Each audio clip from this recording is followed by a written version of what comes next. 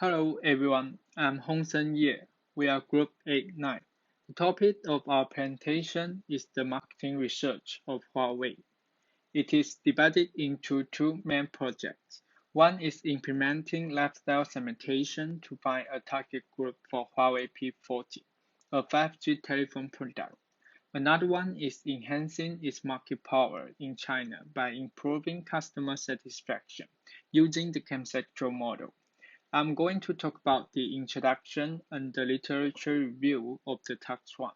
Now, let me start with the introduction. 5G mobile phones are the brand new technological trend with lower latency, faster data download, and update speeds. Huawei launched a new 5G smartphone, Huawei P40, in March 26, 2020. In the UK, the operators are beginning to compete in the market of 5G. Also, 5G is available in London, Cardiff, and Manchester, with more cities being added. However, there are still many uncertain factors about 5G tech. For example, many people are worried about whether the new tech poses healthy risks or limited coverage. Therefore, it is crucial for Huawei to target the right consumers who are willing to try 5G mobile phones in UK, aiming to exploit the UK market for Huawei P40. Let's move into the next part, literature review. It is mainly about the reasons why we select DIY, reading popular newspapers, early adopter of technology, and pay-as-you-go user for lifestyle segmentation. Lifestyle segmentation, as its name implies, is the consumer segmentation based on the lifestyle variables. Lifestyle have played an important role in profiling consumers. It is relevant to the psychological aspects for capturing the motivations of consumer behaviors. In terms of DIY, it has been a significant concern of hobby due to its rapidly increasing trend. There are various motivations of DIYers, including identity enhancement, DIY communities, and uniqueness. As a high price and non-mainstream product at this stage, Huawei P40 could meet these motivations. As for reading popular newspapers, it is regarded as an item to describe activity. Also, a large number of researchers applied reading activity to classify consumers. For instance, reading business and professional newspapers and magazines was used for cinema consumer segmentation. In brief, the consumer who read popular newspapers are more likely to purchase Huawei P40 to follow a popular trend. Turning to early adopter of technology, they accept the new product firstly in the product circle. As a 5G mobile phone, Huawei P40 is in the early stage of product circle. Hence, early adopters of technology could be the potential consumers.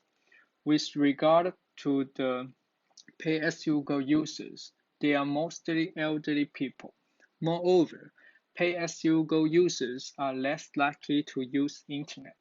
As a result, pay-as-you-go users are less likely to purchase Huawei P40 to achieve a better experience of using internet. Hi, this is Lü Jiayang presenting. I will focus on the methodology and recommendation for the text one. Well, let's move into next part, the methodology. Firstly, as the table shows, the correlation among these four variables are within minus 0.7 to 0.7. Therefore, the four segments are acceptable. The second step is two-step clustering. As the table shows, the default result is 5 clusters but with poor performance and quality. After a trial of setting the class number from 2 to 5, 2 clusters have the best quality to demonstrate different levels of purchase motivations. The third step is k-means clustering. As the table shows, the results of two methods are similar. In addition, the chi-square test results are significant. Here we select the result of k-means clustering. Based on the analysis of tax 1, as shown in the table, there are two clusters we finally divided. We named the first cluster the popular technology-oriented. This cluster accounts for 35% of the consumers. On average, it comprises the consumers who have a high preference for adopting technology and reading popular newspapers. They are interested in popular stuff and technology. Therefore, they are more likely to purchase the 5G telephones. Besides, we named Cluster 2 the low-key practicality-oriented. This cluster represents 64% of consumers, compared with Cluster 1. The consumers in Cluster 2 are characterized as fewer early adopter and less interested in popular newspaper. Therefore, they have low tendency to use technology and little interest in popularity. According to the insight from cluster characteristics, we propose some strategies to target this group. Introducing a radical innovation, such as 5G telephones, to the market is challenging because of a high perceived uncertainty. In the launch of Huawei P40, Huawei has to convey more information about this product to alleviate the information imbalance, to target popular technology-oriented customers and help them eliminate the uncertainty of the new product. Huawei can choose to cooperate with a reputable retailer such as Argos and Carphone Warehouse, or well-known telecom providers, e.e. O2 or Vodafone, to serve as information signals. Additionally, Huawei can disclose some information that many people are concerned about 5G through some popular newspapers in UK. Well, previous study proposed that some common demographic characteristics the early adopters share, such as educated, higher income, male, and employed in the tech industry. Therefore, Huawei could target a group of people who are educated, below 30 years old, employed in the technology and risk-taking. These people are more willing to gather information about the new product and more likely to purchase the 5G telephones. Hello everyone, I'm Yitian Luo. I'm going to talk about the conceptual model for the task 2. And I'm going to show you the framework of our conceptual model. There are three parts of our conceptual model. The first part is V2C metric. In this case, we choose customer satisfaction as our V2C metric. The second part is the three strategies for improving our V2C metric. They are product quality, service quality, and corporate social responsibility. The final part is our moderator. This is consumer confidence, and our mediator is perceived value. First, let's talk about the reasons why we choose the customer satisfaction as our V2C metric. The reason is actually based on the background of Huawei's company and the related theories. According to the revenue annual report of Huawei in 2019, it pointed out that the consumer business segment is very important for Huawei. It accounts for almost 55% of the total revenue, and the revenue of this segment has increased by 34%.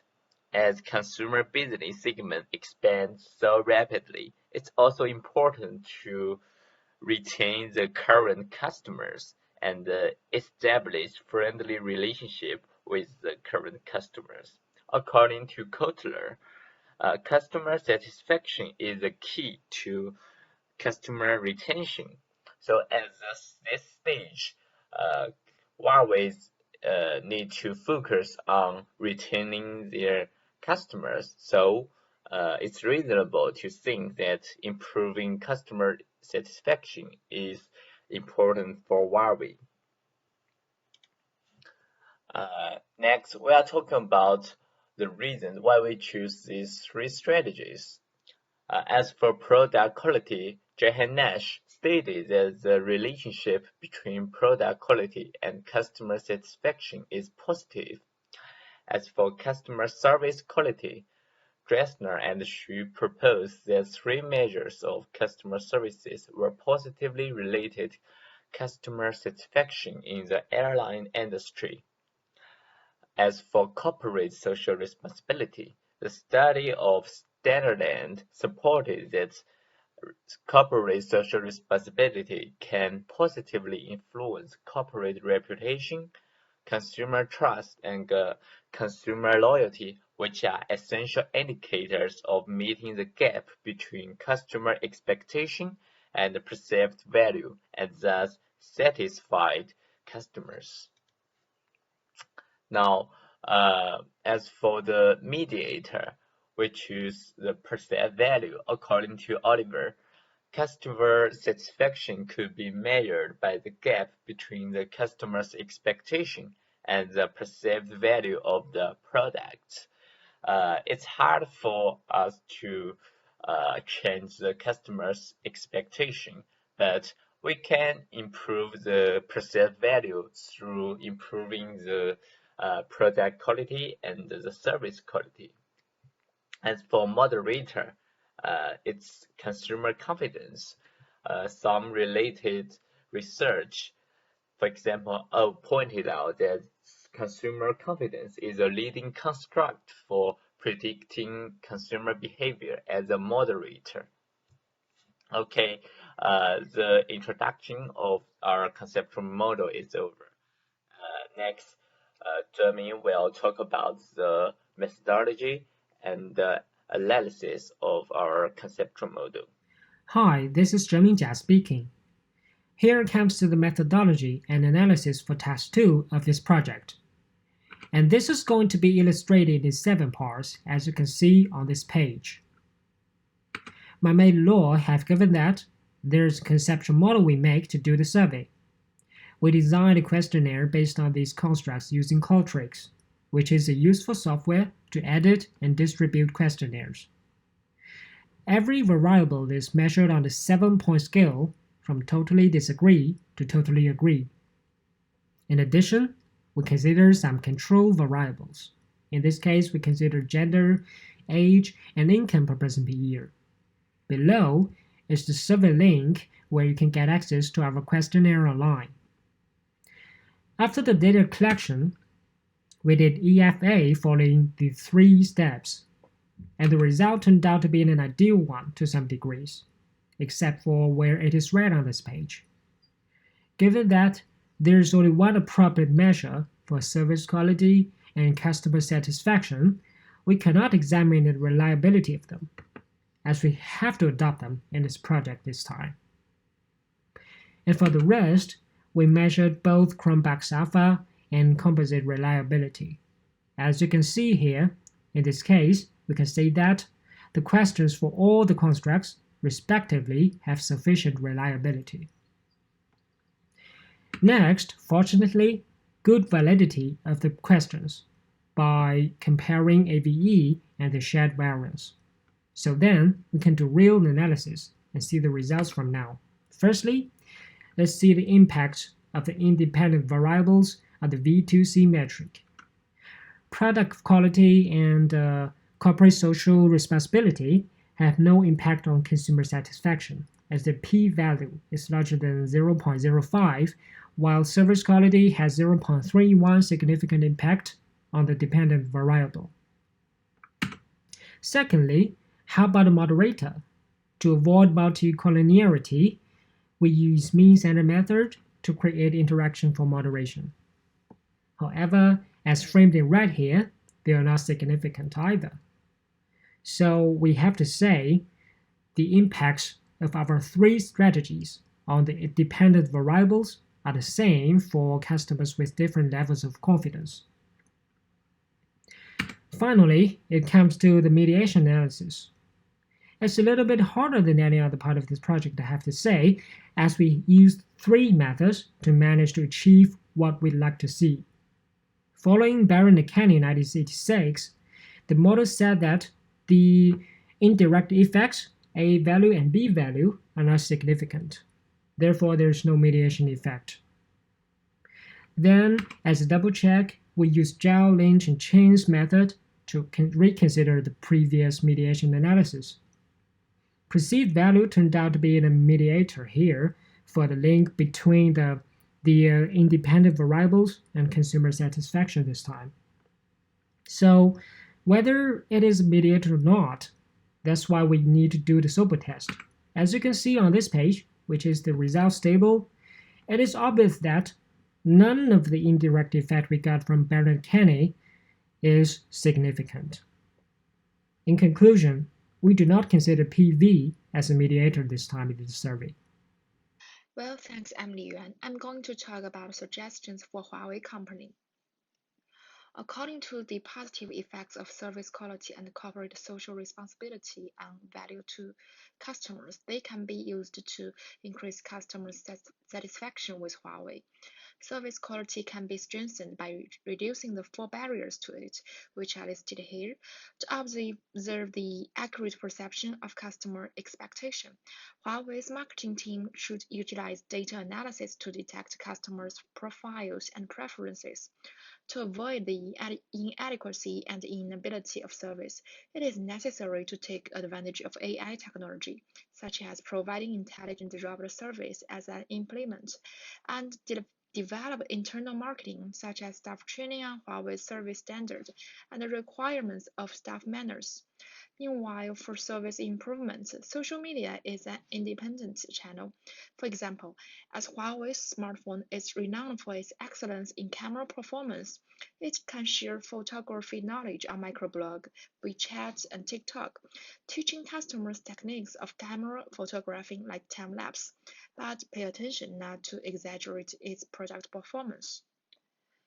Corporate social responsibility is related related to building a sustainable and fully connected world are strongly suggested to Huawei. As an advanced technology company, Huawei has the responsibility and the capability to build a better and green society.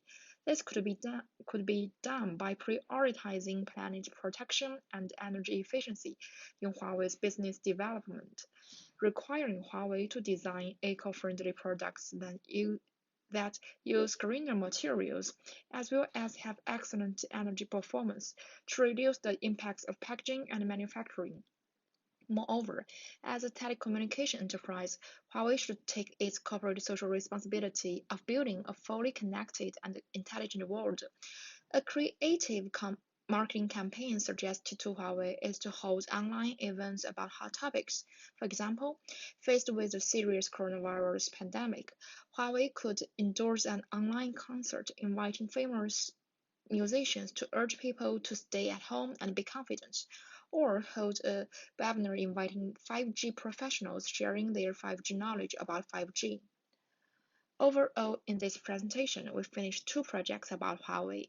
The first one is to help Huawei introduce its new product, Huawei P40 smartphone, in the British market. We found this 5G featured cell phone might be popular by geeks who are committed to popular technology. In the second project, we found service quality and corporate social responsibility are positively related to customer satisfaction, and their effects won't be changed by the consumer confidence. And then, based on this, we give creative suggestions to Huawei's Chinese market. That's all about our presentation. Thanks for your time.